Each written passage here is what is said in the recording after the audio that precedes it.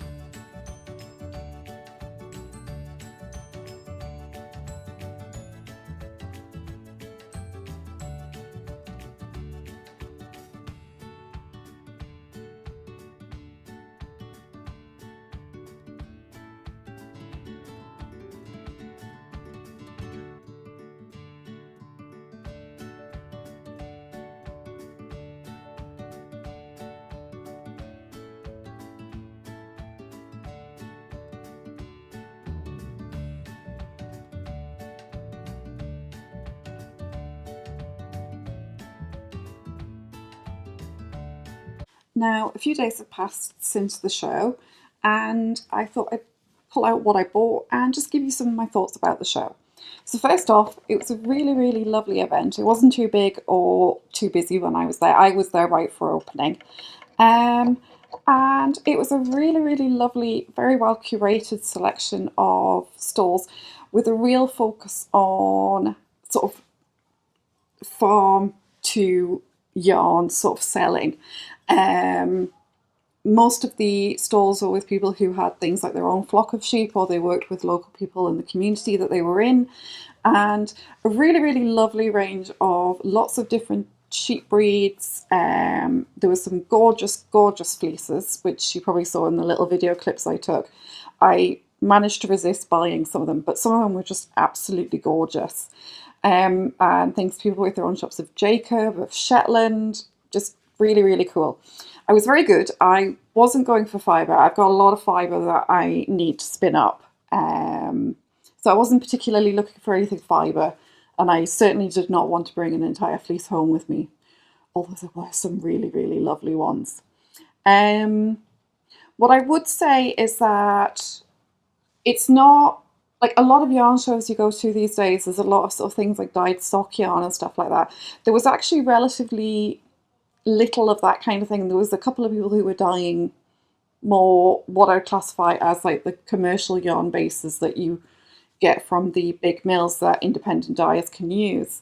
But there was a lot more of people who were spinning yarn from perhaps spinning it themselves in terms of hand spun, but also getting their own mills, their own fleeces milled and processed.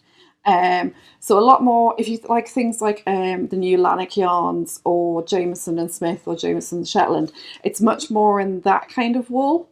Obviously, some of them were a lot softer, some of them were a bit coarser, but there was a really, really lovely mix, and also a large range of yarn weights. So it wasn't all like fingering weight, or it wasn't all chunky or DK, but a really, really lovely selection and a lot of natural dyeing. So yeah, just a really, really cool arrangement. So in terms of what I bought, I'll just get my notebook because I've got my notes in here, which I'll find, and I left it on the wrong page. So I purchased from a few stalls. So first up was We County Yarns, and this is a yarn company that I saw last year at the Woolly Gathering, but I picked up this, which is the Kinross 4-ply. So I got a really nice green shade, and this is the colour Glen, and this is 50 grams. But I also picked up one of their gorgeous little mini ball sets, and they have these sort of curated into different colorways and gradients and things like that. But you can purchase all of these individually and make up your own color range. And they have an enormous array of colours, which you can also see in the intro.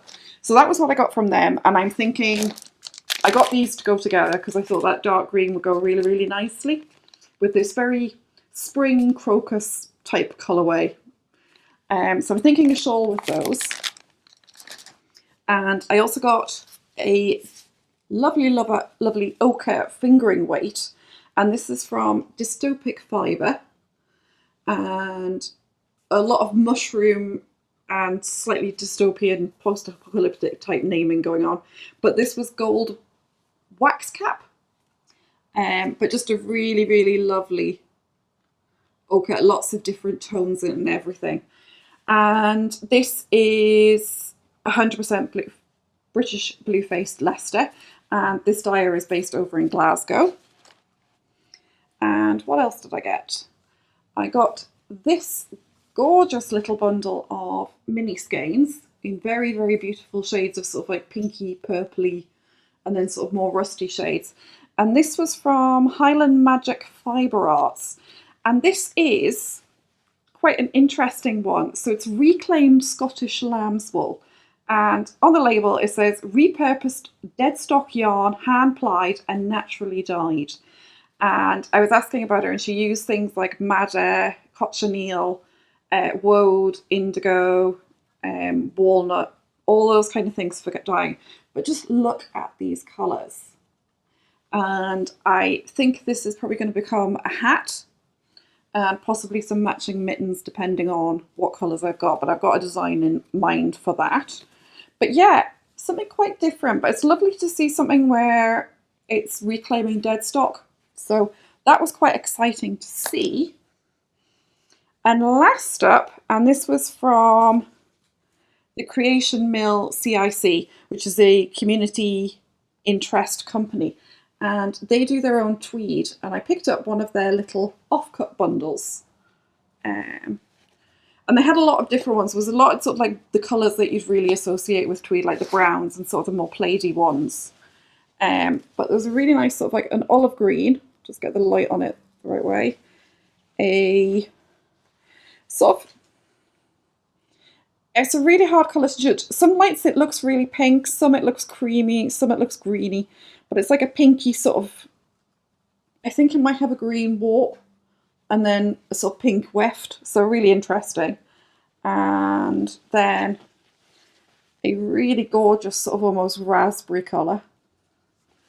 And a blue, very nice blue. And the last one is almost kind of like a slate grey blue. It's a lot bluer in real life than it's showing on the camera. But yeah, so I picked up those and I had hoped to maybe pick up like a nice project bag or something, but there wasn't anything that quite fit what I wanted. So I'm thinking I might have a go at making my own using something like this. But that's for a later problem. But yeah, so just really, really cool and a lovely assortment of things. Yeah, it was a really, really lovely day. So if you are able to do something like this again, I can thoroughly recommend it, especially if you're interested in more of the like natural yarn and unprocessed fleece or anything like that. Really, really worth a visit. And yeah, it seemed to be really, really well attended. It was very busy while I was there and there was a lot of laughter, a lot of fun. But yeah, really, really nice day out and thoroughly recommend it. I know I mentioned in the intro that this was the people who run the Scottish Yarn Festival in Perth. And last night there was an email that came out to the mailing list which is saying that the Yarn Festival is not happening as it has been this year due to rising costs. Let's face it, everything's going up price-wise these days. That basically they're doing something a bit smaller and a bit more curated with small shopping windows and everything. But more information for that will be on their website and you'll be able to find out more there. But if you are able to support them, I would thoroughly recommend it. They had their own store there as well with their own yarn. And again, absolutely beautiful colours.